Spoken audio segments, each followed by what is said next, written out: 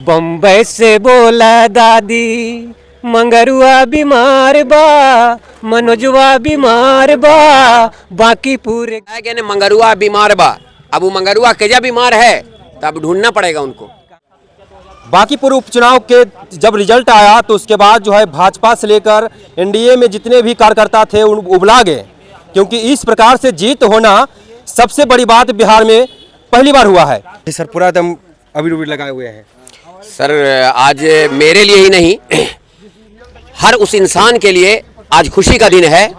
आज नहीं बल्कि ये कल ही खुशी का दिन था। हम आज मना रहे हैं, कल हम लोग पटना में थे तो आज आए तो आज यहाँ हम अपने ज़िला में खुशी मना रहे हैं।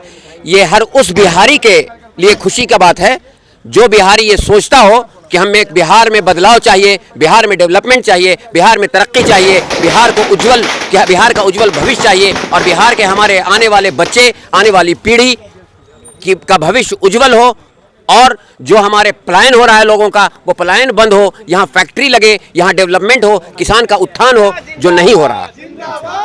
तो स्टार प्रचारक कई प्रकार से आए थे इस बार देखिए बिहार के इस चुनाव में बहुत सारे स्टार प्रचारक आए थे।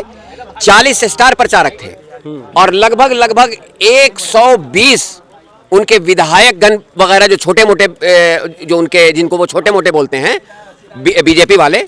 हमारी पार्टी में एक चीज़ है, कोई छोटा नहीं, हमारी पार्टी में सारा इक्वल है।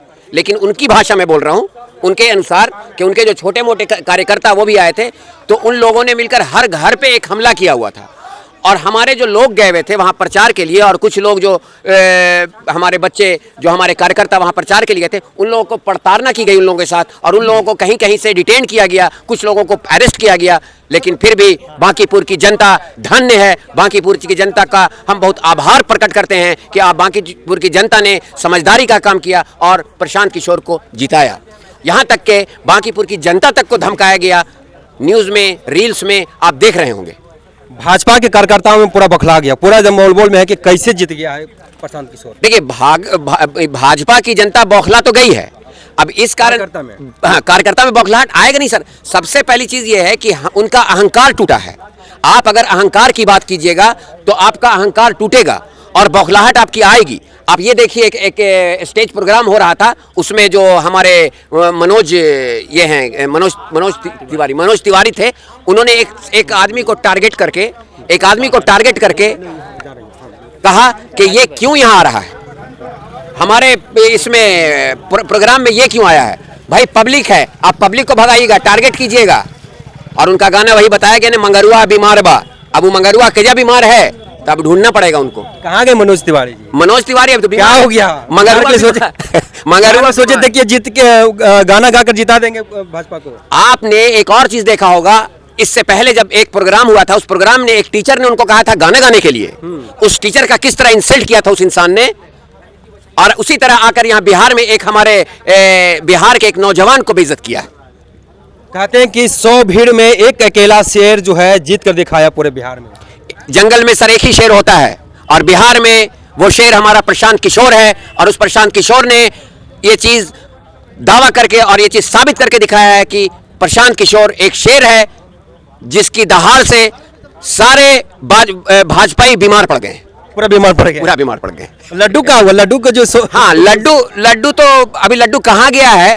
तो हम कल बोला था कि आधा दाम में बेच दें, हम गरीब लोग को खिला देंगे। अच्छा, कि गरीब हम जनता, हम लोग गरीब लोग के पास नहीं था लड्डू तो हम आधा दाम रखा था उसका। अच्छा, आधा दाम भी रख दिए थे? आधा दाम हम कल ही रखा था। क्या आधा दाम में दीजिए? 100 रुपए किलो है, 50 रुपए किलो हम ले लेते जितना लड्डू है आपके पास। अच्छा। लेकिन तैयारी नहीं हुआ कोई देने के लिए। हाँ। तो हम फिर रिव्यू हम बोला कि ऐसे भेजवा दो, बोलते हैं कि रात में आइएगा ना, अंधेरा में बुला रहे हैं। अंधेरा में बोला भाजपा के कार्यकर्ता बिल्कुल अंधेरा में बुला रहे हैं। कि बिहार में सरकार है फिर भी अंधेरा में बुला रहे हैं। सब अंधेरे में काम करते हैं। देखा नहीं कितना चीज चालू हुआ, जो लागू हुआ बहुत सारा अंधेरे ही में हुआ लागू। अच्छा। नोटबंदी सब अंधेरे में नहीं किया। तो लड्डू भी जो है वो अंधेरे में, और लड्डू भी जन स्वराज्य का था, पीला कलर का था। अच्छा, पूरा दिखा दिया भाजपा ने। हाँ जी, वो दिखा दिया, पहले दिखा दिया कि हम पीला लड्डू मंगाया है।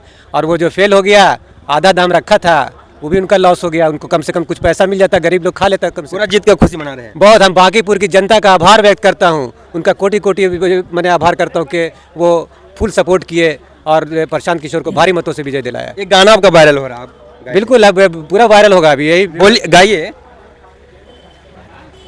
बम्बई से बोला दादी मंगरुआ बीमार बा, मनोजवा बीमार बा, बाकी पूरे गैले अब पूरा बिहार चलते बा।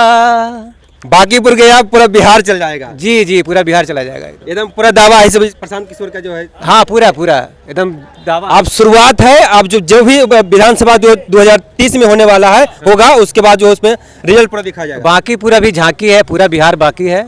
चलिए। ये जो है वो क्या नाम हुआ आपका? मेरा नाम कुमार कन्हैया। क्या कहना चाहेंगे बताइए। कहना यही चाहेंगे कि भाजपा जब सरकार में आई तो मेन उसका धर्म के नींव पे उन्होंने सरकार बनाया, और आप निरंतर आज देख रहे हैं कि चंदा चोरी और बहुत सारा जो विषय है धर्म के आधार पे, उस पे उनके एक भी नेता एक जवान नहीं देते हैं। चूँकि ग्रामीण स्तर से हम लोग आते हैं, हर गांव स्तर पर भी जो मठ मंदिर ये है उसमें भी चोरी हो रही है। तो ऊपर से लोग नीचे क्या सुधार करेंगे, ऊपर ही चोरी हो रही है। राम मंदिर बहुत बड़ा आस्था का एक कारण बना था बीजेपी के जीत में। भगवान को सामने नचवाया, आज उसका रिजल्ट जो क्या मिल गया। हाँ बिल्कुल, आप भगवान ऐसा, हम लोग कुछ भी अच्छे काम के लिए जब भी जाते हैं तो एक भय हमेशा रहता है कि भगवान विदाउट सीसीटीवी हमें हमेशा 24 घंटे मॉनिटर करता है। अगर उससे भी हम नहीं डर रहे हैं तो उसका दंड मिलता है, और वो जनता के रूप में बांकीपुर के जनता भगवान के रूप में आई और बीजेपी को दंड देके एक अच्छे भगवान स्वरूप में प्रशांत जी को मदद किया है और वो जिताया है। बहुत बहुत धन्यवाद उनको। चलिए, आप प्रचार में भी गए थे सर, जी।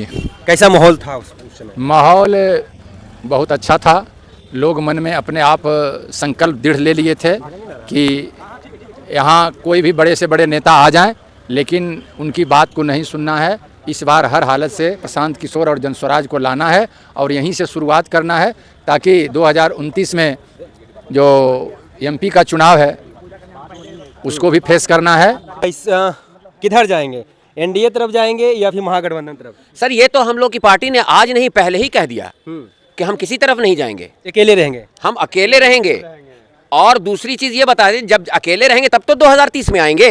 बिल्कुल, क्योंकि 222 के नाक में नकेल भी तो कसना है। इन 4 साल में 222 के नाक में नकेल कसना है। 242 के नाक में, ये 243वां सीट है ना हमारा, 242 के नाक में नकेल कसने की जरूरत है ना। जो इतना गलत हो रहा है, इतना अत्याचार हो रहा है, इतना भ्रष्टाचार हो रहा है, तो इसको तो दूर करना है ना सर। चलिए, शेखपुरा में काफी खुशी का माहौल बना हुआ है।